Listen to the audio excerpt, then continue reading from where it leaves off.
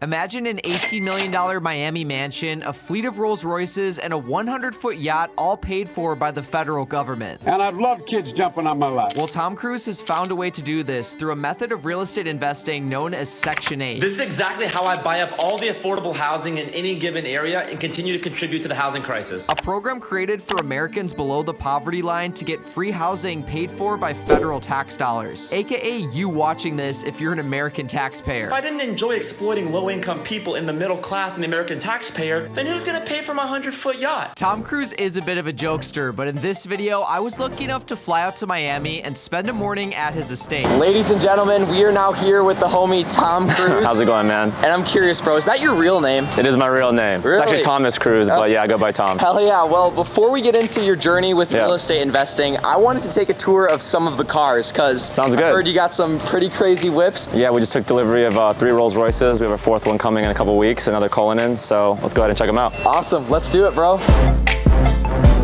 This is the new all-electric Rolls-Royce Spectre, Lamborghini Huracan Evo Spider. We also have another Rolls-Royce Dawn over here. That was actually my first Rolls-Royce. And then over here, we have one of 25 in the world. This is the Rolls-Royce Ghost. It's a very special Ghost. This is part of their private collection. They have to invite you to buy one of these. And if you come inside, most Rolls-Royces have the regular star headliner ceiling, right? But with the Eclipsis, it mimics the exact 7 minutes and 43 seconds of a solar eclipse, and you can see that directly there in the ceiling. And then of course we also have the 2024 Phantom. I waited 18 months for that car. I write a couple of them off. They're all over 6,000 pounds, so it makes for pretty good deductions. But overall, I just love the brand. I've had Lamborghinis, Ferraris, Aston Martins. They're all fun and great and all, but cruising around Miami, you gotta be in a Rolls. And what are your thoughts on like using material things to motivate you? Do you think that's a good thing to use for motivation? When I got my first supercar, that was the main motivation for doing everything. So for me, buying the Lamborghini, the bright green, lime green Lamborghini hit completely different. You have to have a why, right? For me, my why was financial independence with the ability to have complete control of my time. The material goods were all like secondary. It's nice to have the Lamborghini, it's nice to have all these fun toys, and it does keep things motivating and fun, but I think having the why and kind of what exactly you're doing it for is a big reason why I got here, because I never lost sight of that. But how did Tom go from a normal middle-class life to reaching this echelon of success? So now that we're here inside, I've heard a little bit about your story, and you said you bought your first condo out of college with 3.5% down FHA loan. Do you think that's still one of the best ways to get into real estate? I do. I think any way that you can get in, regardless of how you do it, as far as low down payment through an FHA loan, or if you do it with creative financing and use seller financing, getting into real estate is getting into real estate. This condo that I purchased in Wilmington, North Carolina at the time, I was gonna live in it, lived in it for probably about 6 months, decided I wanted to get a dog, happened to be a Doberman Pinscher. The HOA did not allow that as a restricted breed, so they said you either get rid of the dog, you have to get out of the condo. So I couldn't sell it at the time. I wasn't in a good equity position at the time because I only put limited amount of money down, so I ended up renting it for $500 over my mortgage. Saw that it cash flowed, and that was kind of my aha moment to start renting out more properties. So after I did that, I said, okay, well, how do I get the second property? I couldn't use the FHA loan again for the second one, so I started using creative financing, meaning I looked for properties that had been on the market for a while, that the seller would be open to me financing it directly with them, and then I think I put $5,000 down on that second property. Creative financing or seller financing allows an investor to grow their portfolio a lot faster than if they worked with a traditional bank. As with creative financing, the seller acts as your bank, collecting your payment monthly with often more flexible payment terms, lower down payment requirements, and most importantly, these types of real estate deals don't require credit or have as much of a limit for how much property debt you can take on. From that point on, I took all the cash flow from my rentals. I had wholesaling income that I was making maybe 1 or 2 deals per month on, and then that's how I started scaling. So Tom used this income along with seller financing to his advantage, saving up $5,000 to $10,000 at a time to expand his real estate portfolio rapidly via this method, purchasing 13 properties with very little money down within his first year and a half in business. Seller financing works great on properties that have been sitting on the market for a while with sellers that have difficulty getting full price offers. You go to them and offer full price for the home in exchange for a seller finance deal with more flexible payment terms. But it was that 14th property where Tom learned about a business model to use together with seller financing that changed his life forever. I was putting, $4, $5, $6, $7, $10,000 down on a lot of these properties, and these are all like middle of the road houses, right? They were kind of like starter homes and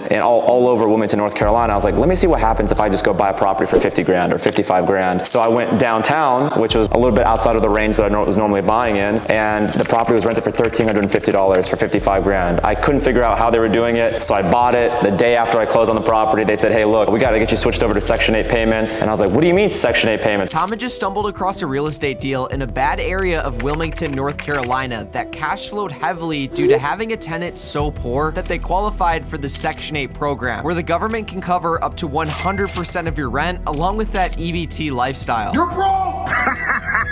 Section 8 rents are often well above market value to encourage landlords to join the program, make it worth it for them to comply with annual inspections, and of course because the government just loves overspending taxpayer money. Fun coupons! As an example, this house in Milwaukee, Wisconsin is listed for $99,900. Featuring a little bit over 1,000 square feet, 3 bedrooms, and 1 bathroom, this property definitely isn't the nicest. It literally has a broken front door. But with a small amount of work, this house would definitely pass a Section 8 inspection, which by the way, in Milwaukee County, a 3-bedroom property gets rent paid of $1,392 a month. And with a mortgage payment of $745 monthly, this house would cash flow heavily. Later in this video, I'm going to be looking for my first property to rent out on Section 8. But while we wait, let's hear how Tom turned this concept of investing into millions. The first month, the payment hit that first day of the month. I didn't have to chase them. The tenants were elderly and disabled, so Section 8 was paying 100% of their rent, which made things a whole lot easier because sometimes the tenant might have a partial payment, $30, $40, $50 that they have to pay. In this situation, it was a great experience, great tenants, and I got paid instantly. And then I was like, we're moving everything to Section 8. As my other leases were starting to expire, I would reoccupy them with Section 8 tenants. And as far as how I started scaling, that all came as a result of using other people's money. At that point, I already had multiple properties. I had already gotten a couple other Section 8 rental properties at that time. I went to Cars and Coffee. So I've met a lot of guys at Cars and Coffee that were interested in real estate. I would go to local real estate investor meetups and talk to other people in the local chapter that were buying properties. I would meet with wholesalers, with agents, with mortgage brokers, basically anybody that was in the space, I would be meeting with, taking them to lunch, and figuring out, good potential partners. Neither of my parents were in real estate, both of them very middle class, all growing up, so they weren't gonna fund my deals. I had to go outside and find third-party investors that would want to come in and do that. And it was this decision to bring in outside investors that took Tom from partying on a pontoon to a 100-foot yacht. Bro, it's like the Wolf of Wall Street Naomi yacht. Yeah. You gotta put the helicopter pad on the top. I need to get a helicopter pad. That'll be the next one. You have to get about 150 foot to start seeing helicopter pads. Oh, really? Yeah. So the overall dock space is about 85 feet, which is about the property line width. And when I brought her here, being at 100 feet, she obviously was gonna be encroaching. So the owner of this lot was not too pumped that I was overstepping on his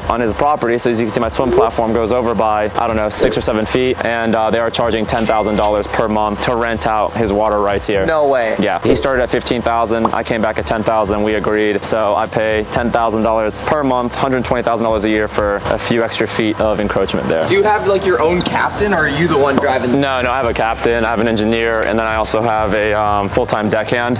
He actually lives on the boat. We got 2 jet skis that are in the garage. I have a 3rd jet ski over there that will sometimes just drag behind us. And then in here, you guys can show the interior cabin.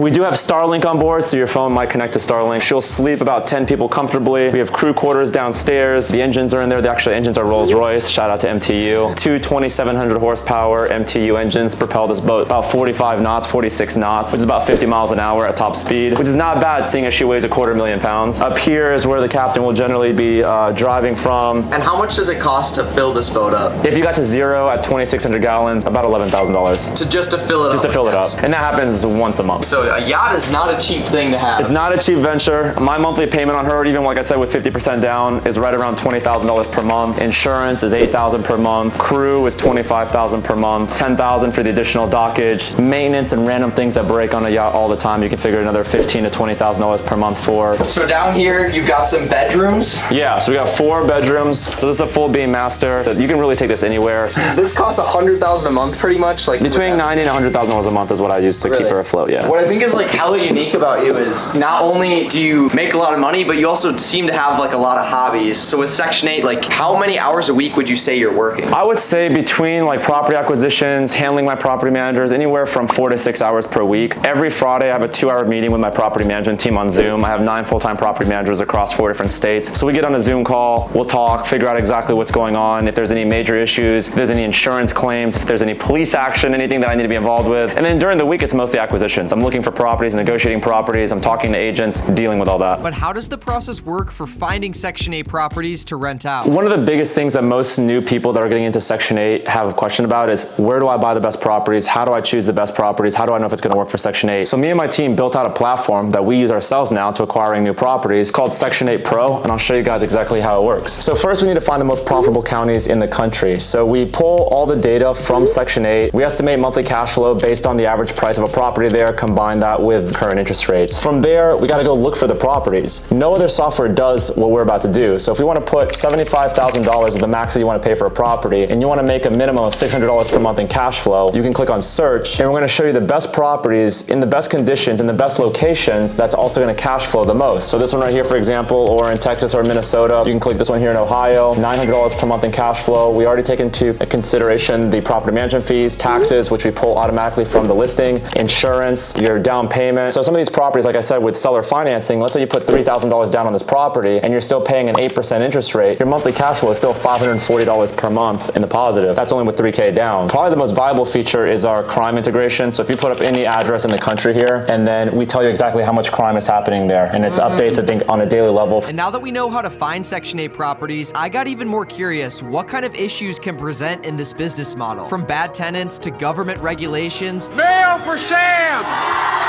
To Section 8 investors being called slumlords. Did you ever have issues with tenants trashing houses, people, let's say, doing illegal stuff in your buildings? Of course, I mean, everyone's gonna have that once you're getting started, especially if you have no idea what you're doing. When I got started, it was all trial and error. I had no local mentors. It was all just like figuring it out as I went. So yeah, I had tenants that I shouldn't have let into the property. They brought other people that might have had records that were living with them, which then caused, drug activity. And apparently there was like 6 or 7 of them. They brought some of their drug addict friends over, so. It's up to you if you'd like to let her come back at a later time. That's not gonna happen. police calls, I've had SWAT knock down a couple of doors in my portfolio early on. So yeah, that's part of the game, and that's why it's so important to learn from somebody. I don't care if it's me or a local mentor, because you can avoid all of that headache if you screen tenants properly, if you choose the right locations, if you choose the right properties. And a big key to that is also not buying properties in bad areas too. Is that Correct. something you try to avoid? Yeah, I don't really buy in war zones. I mean, you're gonna have these C and D class neighborhoods where they're gonna be older, the houses might be smaller, and some of them might be in pretty bad condition, but still the overall crime rate in that area is not super high. Because even though Section 8 tenants have guaranteed rental income from the government, they still wanna live in a safe and decent place. But that brings me to my next question. Are Section 8 investors really just slumlords in disguise? Have I ever evicted a single mother out of one of my properties? Oh yes. Guys, there's nobody protected in my portfolio. The elderly, the disabled, the single mom. Tom gets the occasional hate message or negative article accusing his business model of being unethical. Even with the recent publication in Rolling Stone magazine asking him to respond to his properties being cited with more than 100 code enforcement violations by the city. Especially earlier on in my career, I didn't always have enough property managers, so some issues took longer to take care of. I think we had 150 code enforcement violations across, like I said, about 400 properties over a 2-year period. So yeah, we had a bunch of issues. Most of them were pretty minor, like overgrown grass. And why do you think people are always like that? Do you think it's about the headline,